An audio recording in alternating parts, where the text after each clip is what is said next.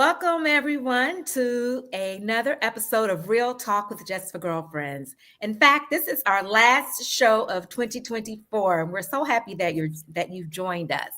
Before we get started, and for any newcomers out there, we're going to introduce ourselves so that as we have this conversation, you know who you're talking to. I'll go first. My name is Michelle Skinner. I have been a member for Just for Girlfriends for nearly 8 years. I serve on the board of directors, and I also manage all of Just for Girlfriends social media sites. So you may get sick of me asking you to meet me over on social media, but I guarantee you this will not be the last time you hear me ask you to do that. Robin, can you introduce yourself, please? Yes, I am Robin McFarland. I am a proud member of Just for Girlfriends, also on the board of Just for Girlfriends. And happy holidays. Glad to be here with you guys today. Angelique. Yes, my name is Angelique David. I am the founder and CEO of Just for Girlfriends.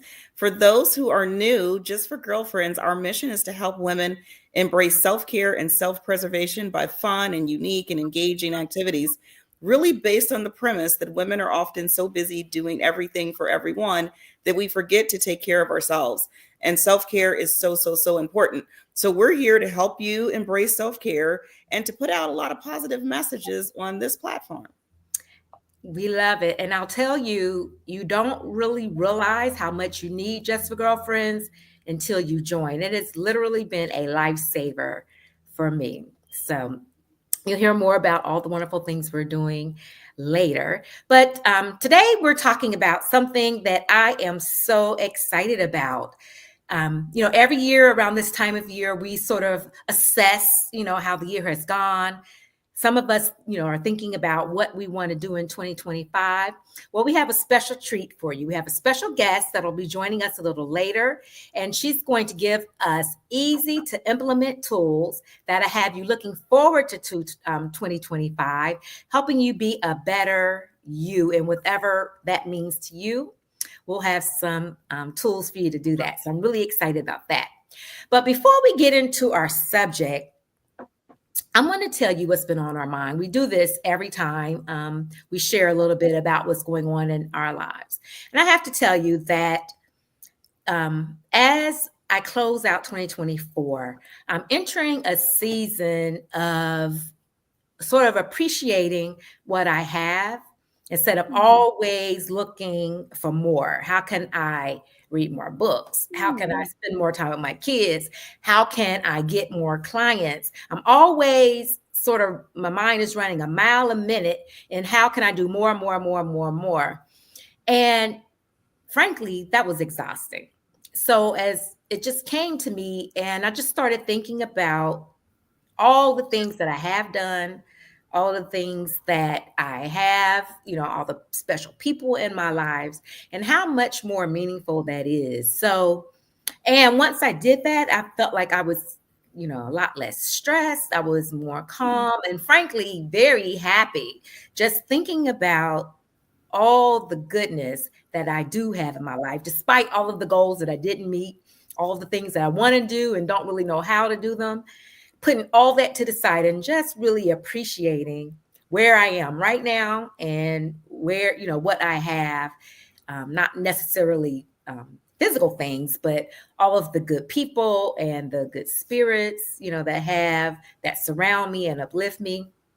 It means the world. And that includes you two ladies on this show. I so appreciate you. Absolutely. You mean the world to me. And thank you for putting up with my craziness, because I know, I already know I'm a handful. I love it. A long time, right? I'll take it. I appreciate it. Yeah. So what are you guys doing as we close out this year? Where's your headspace at? Well, I've had a really hectic kind of 60 days, and 2024 has been a lot. So I've been thinking in 2025, what can I shed? How do I prepare to get rid of some things that are causing me angst, that are annoying? What needs to go? And it's not as if I'm going to turn the page on the first and it's just going to magically poof disappear. But how do I start preparing to get those what I'm considering negative things or things that are causing me issues out of my life so that I don't take them to and through the whole year. So I love that. kind of what I'm doing. I love that. And it's just like a sort of a spring cleaning. You know, I mean, Yes. we need to probably do more of that assessment and, and those things that don't serve us. Bye. Yeah, I don't have any problem saying bye. Robin, what are you doing as we close out 2024? And I'm glad you guys have such positive things as I go in today, right? Because they're just annoyed today, right? So I'm trying to get my attitude together, right? Just y'all probably hear me say that a lot. I'm trying to get my attitude together just because it has been a hectic year. But I am so hopeful for 2025. I feel like 2025 is going to be a really great year. So I'm really trying to prepare just kind of my attitude, my mental space, to be more present. Michelle, like you said, you guys know me. I don't take on, I know what my capacity is. So I don't do too much in that realm. I don't try not to take on more than I can handle. But in my mental space, sometimes I'm just not always present.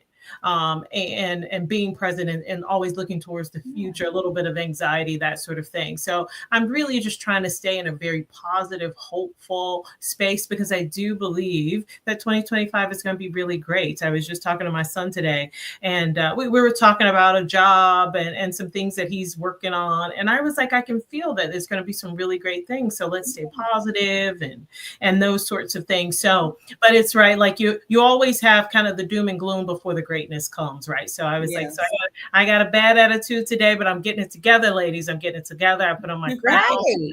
That was making me feel a little bit better. But yeah, that's really trying to stay in that really positive space, no matter what happens, because there's so much that's happening, so much that's coming our way. That really trying to stay positive so I can receive all that goodness that's coming my way in 2025. I love it. I love it. And that's exactly right. It's all about perspective, right? Mm-hmm. And I think where the three of us are, this conversation that we're getting ready to have with our special guest is going to be right on time. Mm-hmm. Ladies and gentlemen, without further ado, we are going to be joined by Marnie Smiley. And when I tell you she is a treat, she has been helping businesses and people become their best selves, operating on the highest levels for many years. And she's here with us today to help us and our audience learn some easy tips that you can implement now or in May. It's up to you, but some tips that you can keep in your toolkit so that when you're ready, you can easily adopt them, use them, and grow with them. So everybody, welcome Marnie to the show. Welcome Marnie. Welcome Marnie. Hello. I wasn't sure when I go live, but hi everyone. So happy to be here. Happy to have you. It's such a treat. I was going to echo Michelle and say that your personality and your glow, it's infectious. So I'm so excited to hear everything you have to say, because for the first day I met you, you just have a light that shines over you that just is truly, truly infectious. So thank you for being you. Yes. I love it. Well, as I'm sure you know, it's what you see in others is a reflection of who you are as well. So if you're seeing the shine, it's because you got a lot of shine going on with all y'all. I love it. Like that. Yes. Well, Marnie, we are so happy that you're here with us. And the topic is, okay, people say new year, new you, but basically it's really new year, the same you, but how can we be better? How can we improve our strengths? How can we focus on what serves us?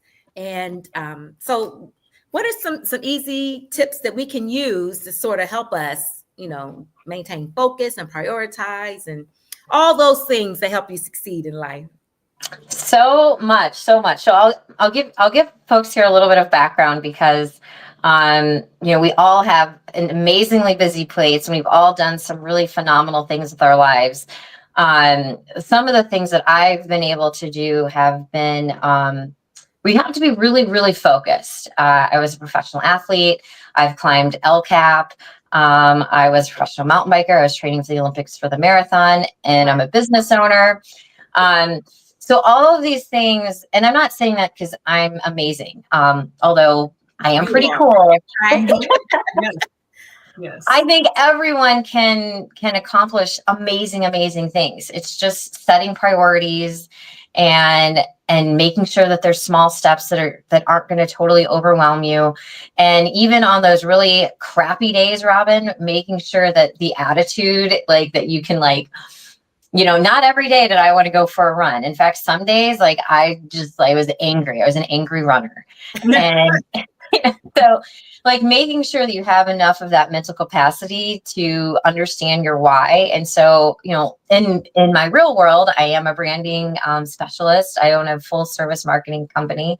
And so I talk about with my companies all the time and with the people that run them, how to prioritize the things that are important to you.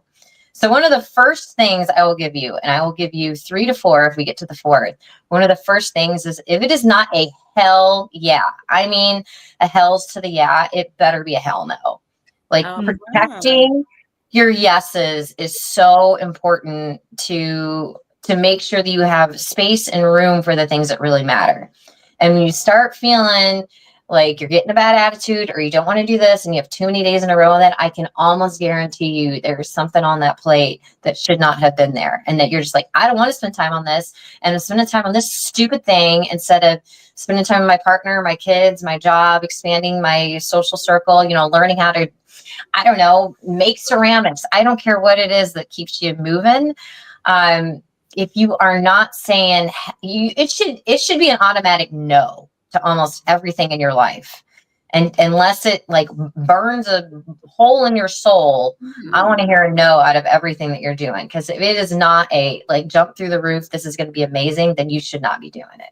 I love that. That's a different first time we've heard that, right? That's the first time I've heard that one. And that is a different perspective. Because as I kind of do an assessment as you were talking, there are definitely some things on my plate that are a no. And they always drug me down. Until you shed them, I always feel like, oh my God, I got to do that. Oh my God, I got to do that. So I'm loving this. Look, I'm going to shed some more stuff. You thought I was stuff get it out of here. You know what?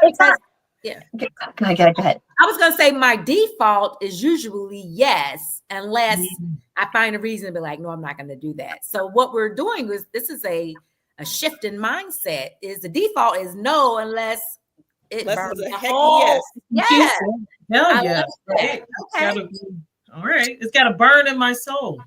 It has got to, you have to protect those yeses because those are what really matter. You know, those are the things that you want to grow and you want to be special in. And those no's, the other second thing here is there are 2 different ways to know when you should delegate. A, if you're not good at it, and B, if you don't like it. Now, there are things that I am great at that I hate doing, and there's things that I really like, but I'm not good at them.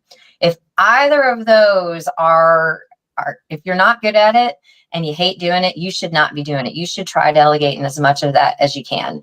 That's why housework and those kind of things tend to get delegated really easily because most people don't like it and most people aren't as good at it as the professionals. And we're all professionals here in some way that people have to use our skill set because they're not as good at it or they're not qualified. And so it's the same gosh darn thing. We just don't protect ourselves and our personal life and our social life. And then it starts getting angry. We start getting frustrated and we start like carrying around like a 10-pound bag when you really can do amazing things, but you got to keep your conscious and your mind and your heart and your soul clear.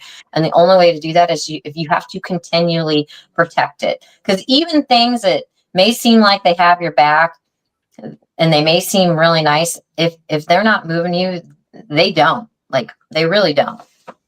That's true. Okay. Delegate. And you know, I mean, something like delegation, it is easier said than done. Oh, it is.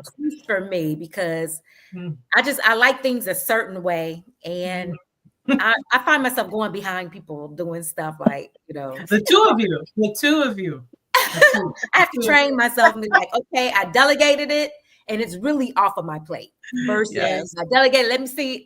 I knew they wasn't going to do that the way I wanted to. You got to remember that there's multiple ways to skin a cat. So just in case, just because someone doesn't do it exactly the way you do it, or they get into the end result. If the end result is pretty much say 95% there, then they did it.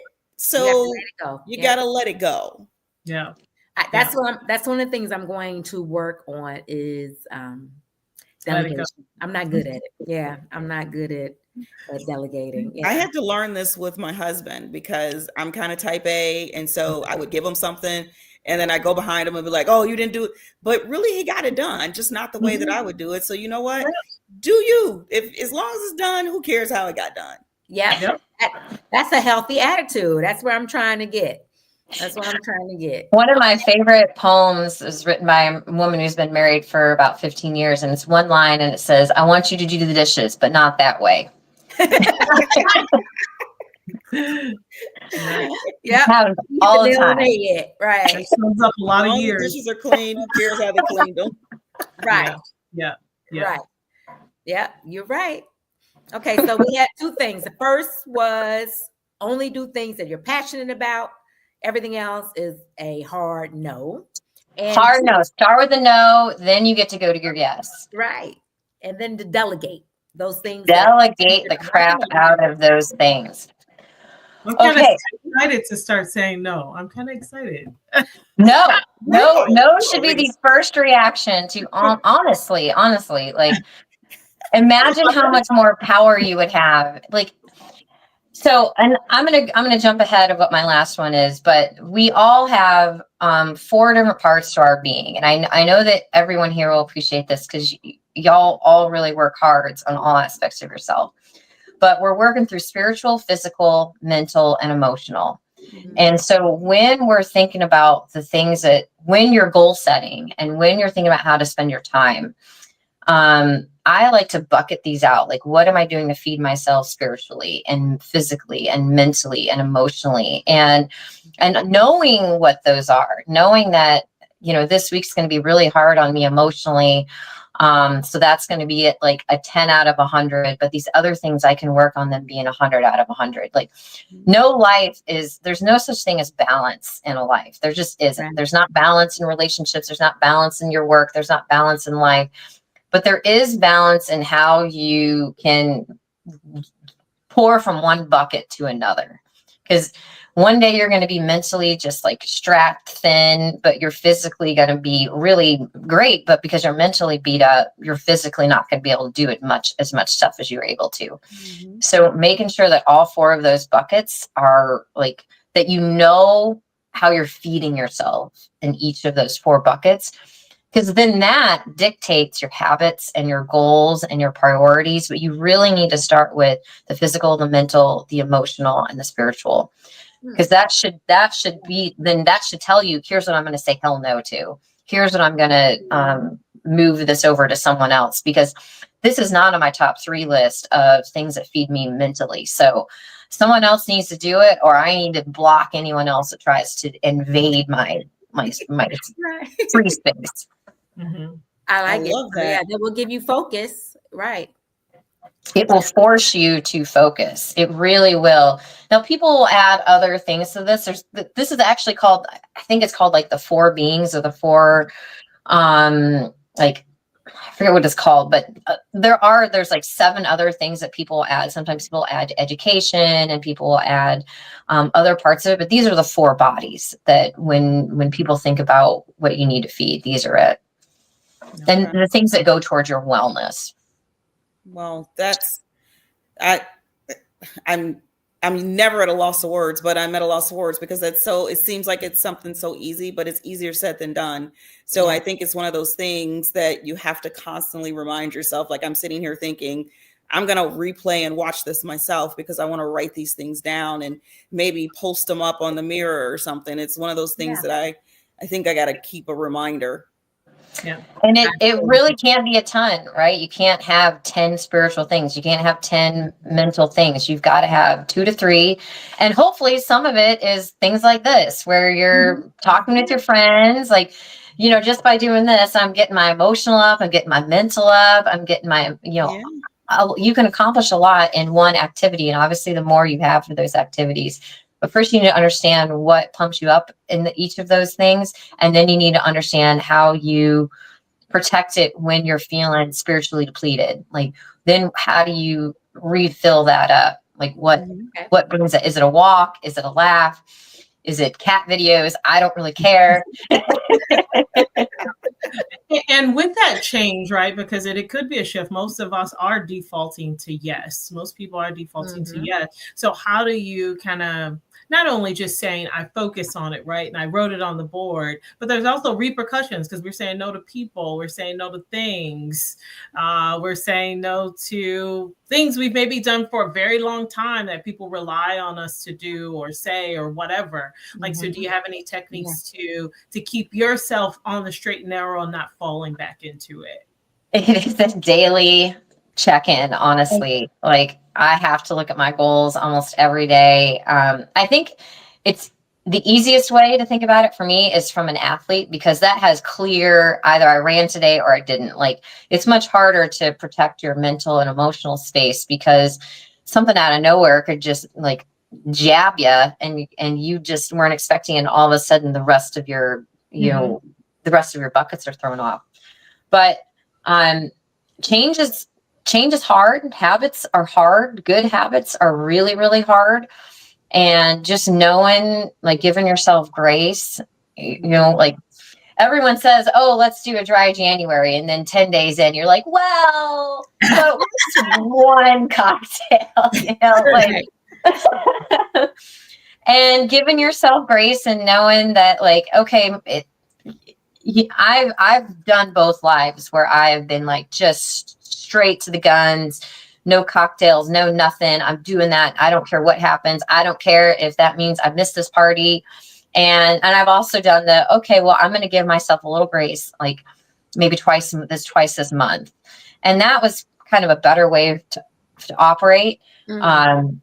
Because things just come up. We are real humans that have real things with real people in our lives that we care about, that we don't want to disappoint. But I will say, no matter what change you're going through, for yourself, for the better, you are going to shed things that will be kind of uncomfortable at times. Right. People that expect something of you where you're like, I really love you and I really want to do this, but I'm trying to do some things to help me grow in other ways. And this just isn't lining up at the moment. Like it is tough. And it's tough to have those conversations, but it's also very freeing on the other side. And know that, hey, not everyone's going to jive with you. And I don't want to say screw that, but you're going to be constantly an evolving human, and you can't have other people's expectations keep you from being the best version of yourself. Yeah. Right. And it's binding. If you stay in that position and you don't grow, I mean, they always say growth is usually uncomfortable. Change is uncomfortable. But once you rip the Band-Aid off and you get past that, it usually will work itself out and it's okay. And if something or someone is holding you back, it probably needs to go. It's just not working. And sometimes these are the most beautiful things that you're surprised that you're even questioning that this is not in alignment. But that's why you always go back to those goals that you set, the spiritually. You have to know your why. In every brand, in every company, people, like, if we treated ourselves like we treated our companies, we would be so much better humans, because we all we understand what happens if our company's out of alignment, if our company's going for the wrong client, if our company is losing money, if our company isn't doing well. Like, we feel that better than when we feel ourselves run on low, because we think, oh, like, we're Marnie, we're Angelique, like we can do anything. And yes, we can, but we don't have to do everything. Just because we can do anything doesn't mean we have to do everything. Right.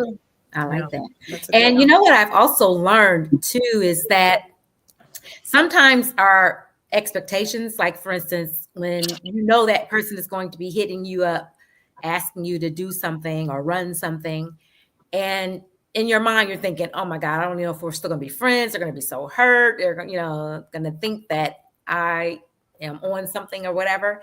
But a lot of times they really don't. They understand. They're like, oh, okay. I've said many times, like, oh, that went a lot better than I expected. Yeah. Right.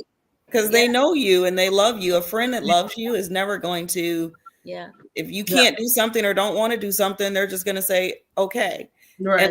Unless I think you're being depressed and I say, no, you still need to come out. I got you. That's true. That is true. And that's the beauty of knowing the difference, right? Yeah. Yeah.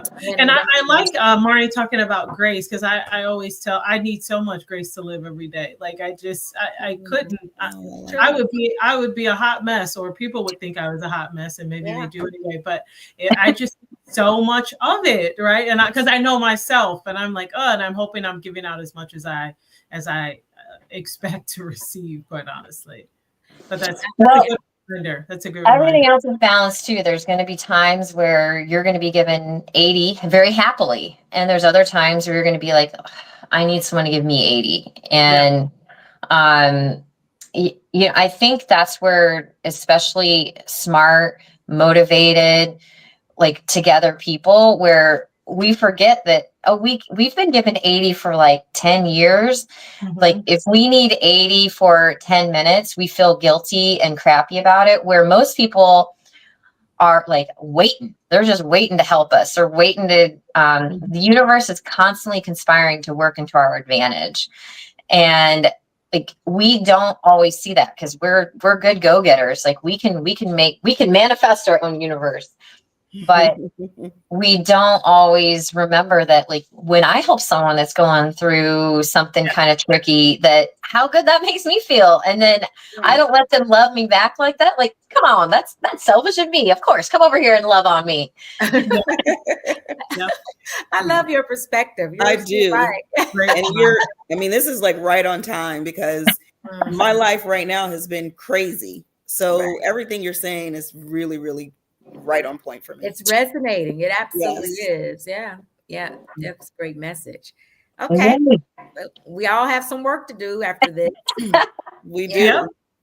Well, it always starts with building out those 4 things that matter to you. And then when you start thinking about, now what? Now I have these goals. Now how do I make them happen? Well, there are going to probably be some conversations in there that are going to be a little awkward and weird. And hopefully these circumstances that you're setting your life up for are like, you end up having to unwind parts of your life so that you can start back and like catapult in another direction. But it usually does require some unwinding. If you've ever gone through a breakup or sold a company or anything, like, you have to unwind a lot of things that existed in the old version of you. But it's a much harder to grow the next version when you're still living in the past of your old version.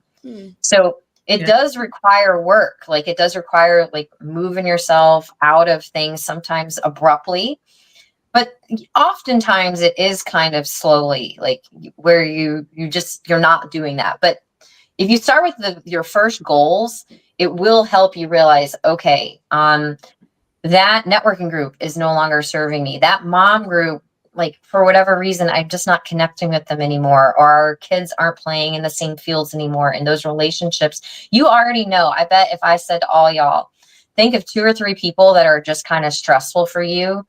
Like, if you never had to talk to them again, like, how would that feel for you? You already know these people in your brain. And even though some of them may be tricky, or even family members, it's, you know where your heart is. Your soul knows where your heart is. And it's like, okay, like, what can I do to put some distance between that energy and the energy that I'm trying to move myself into?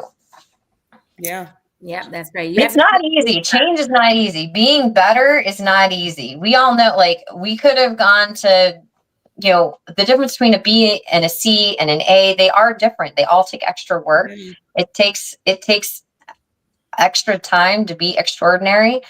And so it's not hard. It's extra hours, it's extra work, it's extra introspection. It's doing that extra push-up, whether that's a relationship push-up or an actual push-up. So listen, it's not easy to change. But going back to some ways that can make it a little easier are, you already have habits that exist in your life right now.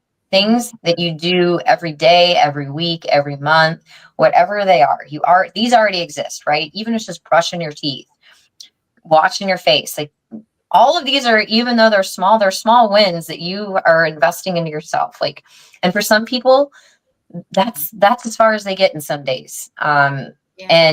And some days that's even me, where I'm just like, I'm having, a terrible day, a terrible week, whatever. Like, I don't even want to get out of bed. Like, sometimes just eating and showering yourself and is a big accomplishment. But what can happen with these habits that you already have in place that are very natural is it's this thing called habit stacking, where these things already exist. Put a habit on top of it that you want to try to train yourself on. So let's say you want to do meditation for 10 minutes a day. Put that habit after you brush your teeth. Every day after I brush my teeth, I'm gonna do meditation for 10 minutes, or I'm gonna write in my journal for 10 minutes, or I'm gonna write down my goals for 10 minutes. Don't make them big. I mean, bigger than 10 minutes, you're gonna have struggle putting it in. We can all find 10 minutes like somewhere in our day, and if 10 is too much, then just do 5. If 5 is too much, just do 1. I once taught a class on one breath meditations, because that's all folks would have time for. It's like, all right, we're going to do 1 breath. We're going to do 1 minute. We're going to do 5 minutes. But even 1 breath, that's 8 counts.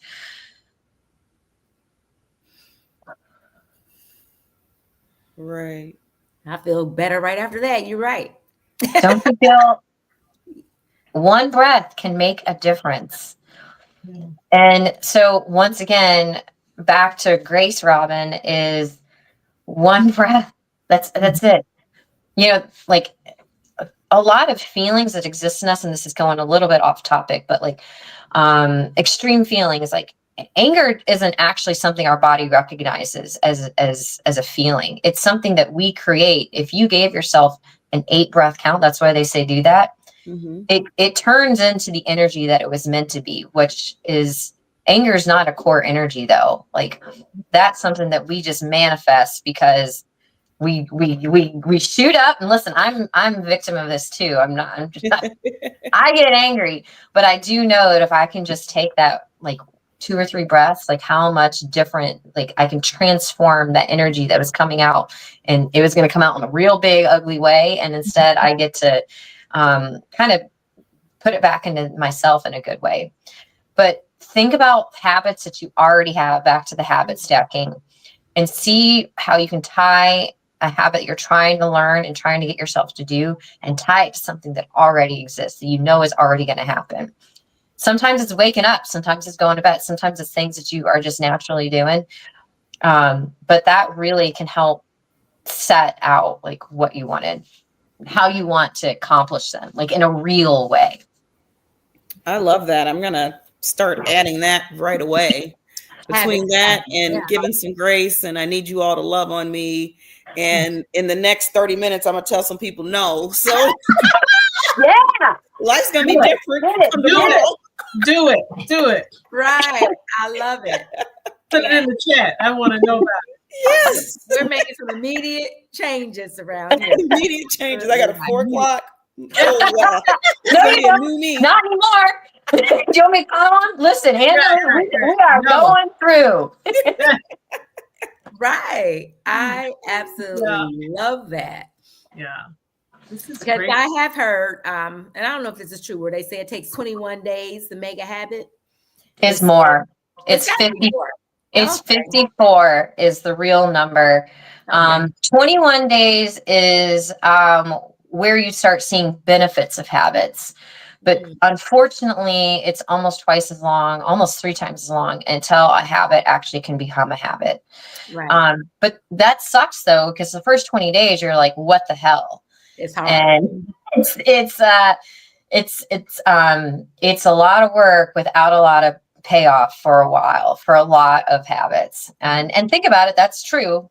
Things that are worth it do take work, but it just sucks because we're in such a world where you get such immediate feedback, good and bad, that we kind of expect it. But for things that really matter, we're not going to get that immediate feedback. And it's very disruptive to how this world has built itself. And it's not natural to our actual tendencies. as we're thinking about our habits, though, we're all going to get lost. We're all going to get off our streaks at some point. It's good to have someone, maybe two people. Those accountability partners are ginormously important. We're all an average of the 5 closest people to us, and these accountability partners can really be the ones that are like kick you out of bed, get you. And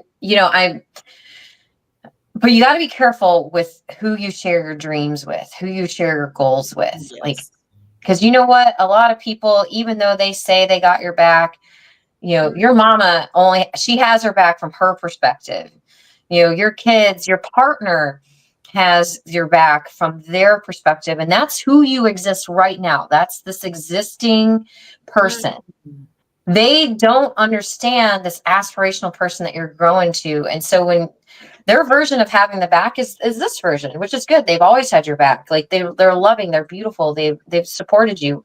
But once you start breaking outside of that mold, it's just as disruptive to them as it is to you, if not more so, because your goal, your path. All they know is that you all of a sudden said, I'm not going to do this, and I'm not going to go drink, and I don't want to go do this party, and I want to spend this time for meditation. They're like, but honey, like we're the fun people. We're the ones that all. So with these folks that you hold accountable, like as you're going through these changes and you're thinking about, okay, I got to set some new goals. You obviously got to have conversations with the people in your life that are going to be affected by this most, and say this, because I think really honestly, this is where people get moved off their path, is with the people that love them the most. And it's not because people aren't trying to love them. They're actually trying to love this old version of them. And you got to say, I know that old version of me is really, really awesome. I'm trying to make this new version. And one more thing on accountability, because I want to hear what y'all have to say about it, is protecting, once again, you've got to have those conversations with people close to you, no matter what, that you are shooting for this thing. But who you choose in accountability is not the same as who are the closest people to you, because it needs to be someone who's already in that aspirational mindset with you. It's really tough to have someone who's living in your old past help you get to your new one. Wow. Even if they love you, even if they sincerely do want this new version of you, they don't understand it. They don't know it. They don't know how to help you get there. They don't know the struggles that you're going to be feeling with it. So it's really good to have someone who's going to keep you on a path, who is going to understand that path in a more broad way. Mm-hmm. And that's so interesting that you say that, because sometimes people that are close to you, they're scared of the change. What does this mean for me? Yeah. How is our relationship going to be affected? And even though they want the best for you, they say things that make you doubt yourself. Like, why are you doing that? Or that's not gonna work. I don't know why you're doing that. That's not going to work. You know what I mean? And I've had my eyes open to that a few times for people, that I love. Like, oh my gosh, this is not nice of you to do this. I mean, yeah. I would say oftentimes they're not. They're protecting the version of the current you, and they have no idea how to protect the next version of you, because you're not there yet. It's like when you're a brand new baby and you need a lot of folks helping you out in other ways. And if you don't have these, if you have these other versions of people coming in, it's very distractive. It's not always disruptive, but it's for sure distractive. And oftentimes it is fully disruptive, and sometimes it's a complete game ender. So those accountability partners have got to really understand this next version. Now, sometimes it can be the person that you're closest to, and if you are lucky enough to have that, then that's amazing. But not every one or two people can't be everything to you, right? Like, they're not always going to understand. Like, okay, she wants to enter this pie baking contest, and I've never baked pie before. Like, it doesn't matter. I don't care what your goal is. Just find some other folks that are going to appreciate it. And then be careful how you share it, because these folks who have always had your best intentions in mind, they will, I think, mostly inadvertently, Michelle, but they do be like, why are you doing that? Like, that doesn't make any sense. Like, Yeah. you're never going to that's never going to happen.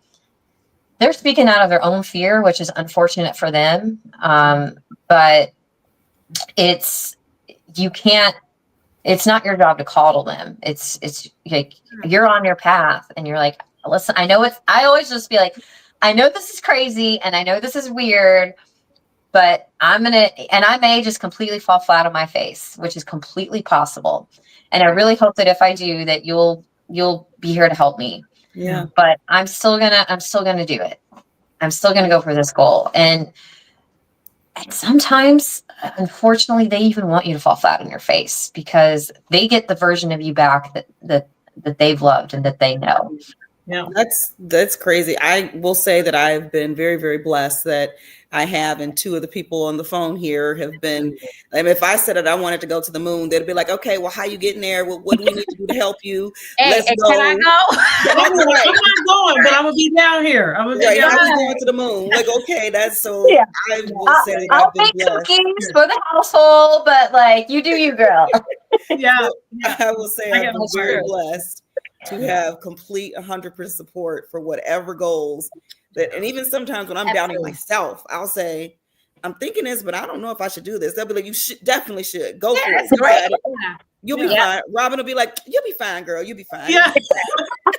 Because it's so funny. People have a different perspective on failure. In fact, that's going to be another show that we do is, changing your perspective on failure. Because if you try something and you fall flat on your face, you've learned something. That's what I tell my kids. Don't be scared. Try different things. If it doesn't work, what's the worst that can happen? You be right back where you are. There's Right back. down. Right. I was recently with a business owner, and she does, it's a creative type of business. And one of her concerns about her current employees is that they were too afraid to fail. And if they did not try new things, her business was going to be stagnant, because the whole purpose of the business is to create new things and it was innovative business. And she says, I need my scientists to not be afraid of failure, because their fear of failure is starting to stifle my business. And I thought that was such a different perspective. Wow. Yeah. Well, and we know a lot of our, business doesn't, we have been conditioned in such a way. That's why I think this perspective that the things you're talking about, Marnie, we have grown up with being perfect or being as close to it as you possibly can. And that's why you say yes to everything. And that's why you involve yourself and everything. I remember at one point in corporate, it was say yes to all the things. And that's how you got promoted and climbed the ladder and that sort of thing. And so, and failing is not looked upon kindly either in a lot of places. So when you say this, I was thinking about like professional athlete stories and interviews that I hear when you're an athlete, right? Is that people don't come along for the ride.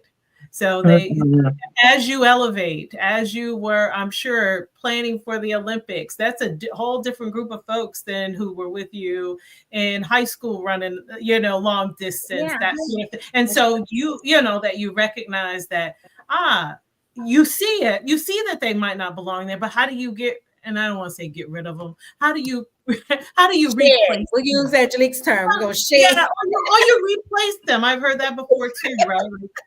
I was pretty good at getting rid of people, but you got to kind of replace people where where people are good and good intentions, like you said, but how do you put them in a different spot maybe? Or, have set different boundaries versus just dropping them along the wayside if you don't have to, so to speak. So it's interesting. Well, as you grow,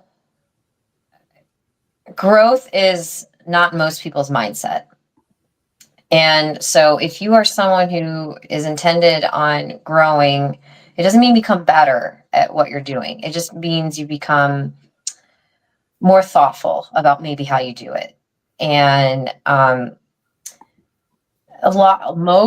unfortunately, I think most people do not want to get better, do not want to grow, and are honestly, and no fault, I'm not like, they are totally fine with where and who they are at this moment. And they could be in that same situation, same person, same whatever, 20 years from now. And so eventually, Robin, you will unwind from them, even if you don't mean to, because your goals that we talked about in the beginning are going to just not be the same. Lifetime learners are just that. And so if you have people who are around you, it doesn't matter. I don't care if I'm, the best in the room and they're the worst in the room, if they still are striving to be the best. Like, I can identify more with that person than someone who's at my same level, who is just okay, just being okay. Yeah, I totally agree with that. Well, I tell you, Marnie, this is some great advice. You've given us some homework. And I actually would love if you would come back on in maybe 6 months or so as we talk about, that next step in progression, when you've gotten either to the hard part or right through the hard part. What do you do now? You know what I mean? I love it. What do you say about coming back on sometime later in 2025? Oh, I would love that. See, that was a hell yes. Yes. We have to check now, right? We have to check. That'll be great, because it'll be about 6 months, so we can be in the middle of the year and figure out how we're doing with all of this. That's what I'm thinking. I love it. That's what I'm thinking. Yep. And also that little milestone will help us stay focused too. Sure will, because I can't get back on here still talking about the same stuff. Yeah. I'm ready to do all this. You were ready to do that in December, right? Wait a minute. Well, I'll give y'all one last, and this is kind of a big thing to take away. But about this time, a few times a year, I have this thing called 168. There's 168 hours in a week. And it takes a bit. I would give yourself an hour to an hour and a half to map out how your day goes. And because in order for you to set new habits, to set new priorities, to set these things in place, you're going to have to wiggle your room, like wiggle in your schedule and what you're already working on. So you really have to be aware of how you're already spending your time. And so 168 hours, go through, 56 of it's spent sleeping, an hour and a half spent, whatever, doing your hair, makeup, or however that works out. And then you're going to realize, goodness gracious, I only have an hour to do these things that I had meant to do. And that is going to make you shed your shit faster than anything else, because you're going to realize, I said yes to this thing and I don't even want to do it. And now how am I going to squeeze this other things in and I only have 1 hour, but if I got rid of that, I could do this and this and this. So really auditing yourself on your 168 hours, how you're spending those 168 hours will force you to realize how you're doing things. Wow. I love it. I absolutely love it. Okay. Yeah. Love I it. appreciate it. Well, thank you, Marnie. Thank you, Marnie. So appreciate you being here, and we're looking forward to speaking with you again sometime soon. Have a great holiday. Thank you. Thank you, ladies. We'll see ya. Bye. Bye. Okay, so now we're going to close out the show like we always do with Girl Chat.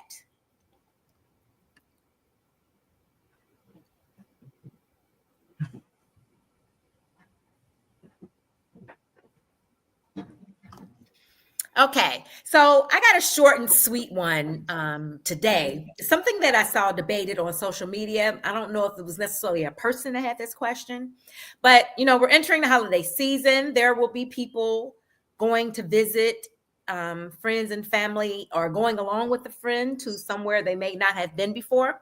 And so this question came up. When you are entering someone's home, like for festivities, who should be the first person to speak?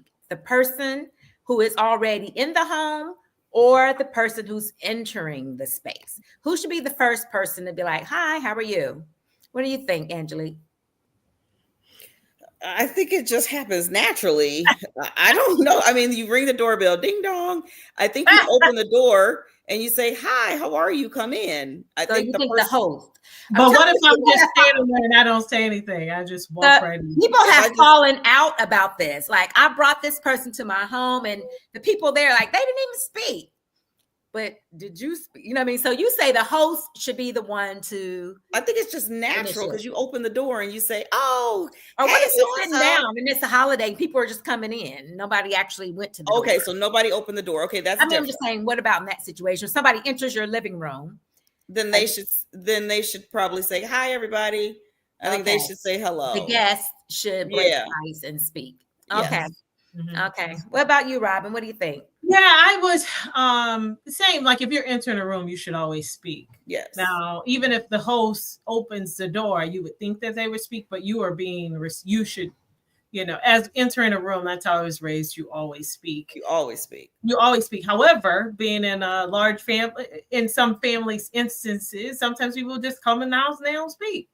And then you do hear, It has happened for you sure. hear the next day, so and so friend, she can't bring her friend over here anymore because she doesn't speak, and blah, blah. So I mean, we've been a part of it, and some people don't feel that, but I do think it seems like it should come naturally, but I don't think it does. But when you walk into a room, you should speak. I've had this happen at work too. Like this was a big thing at work at one point about, when the executives walk around, should they speak or should you run up to them and speak and that sort of thing. So it seems like I don't know if maybe people grew up on different things, but I thought when you walk into the room, I was always taught you speak. You just say, "Hi, everybody." You go find the host of the house. "Thank you so much for having me come," that sort of thing.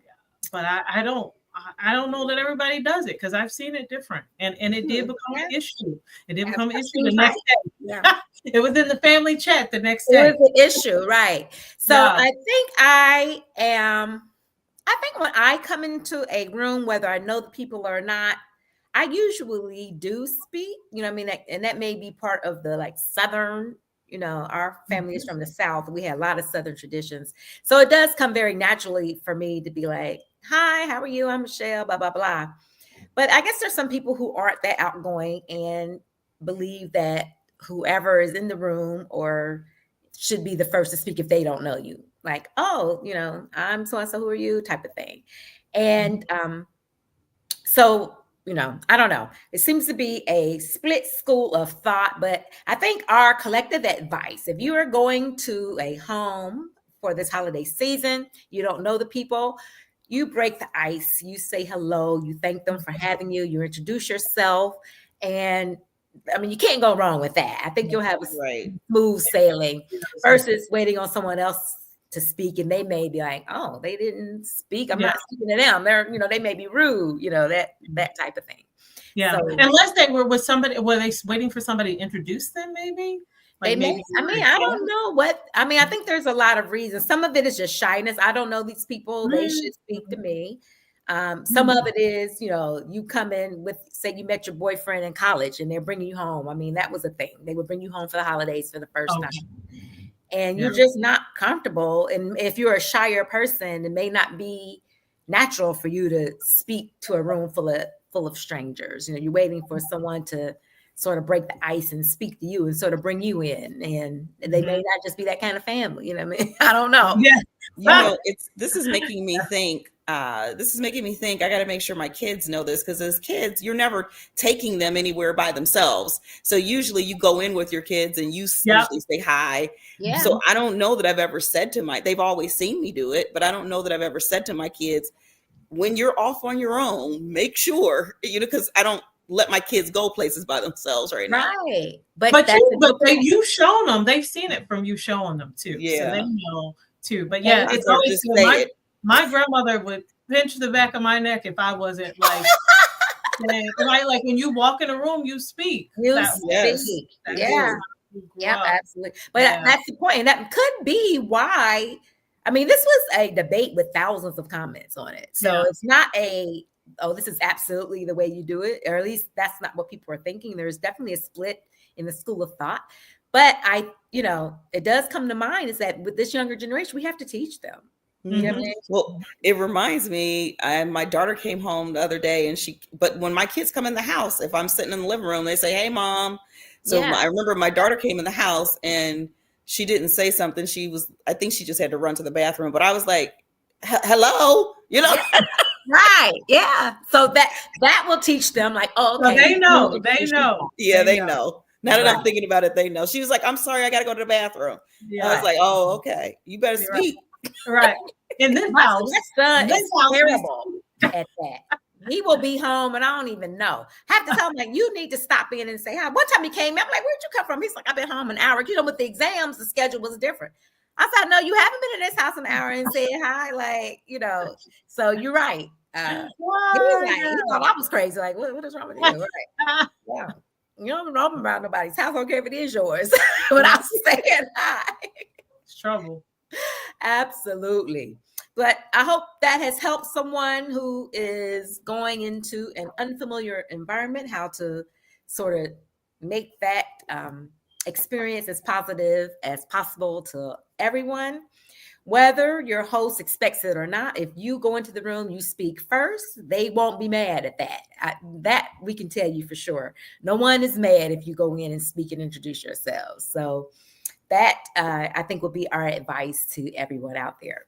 So I hope everyone has a wonderful holiday season. Wonderful holiday. We'll see you in 2025 with all new subjects that we can't wait to share with you. Yes. Absolutely. Happy And holidays. Happy holidays, everyone. Yeah.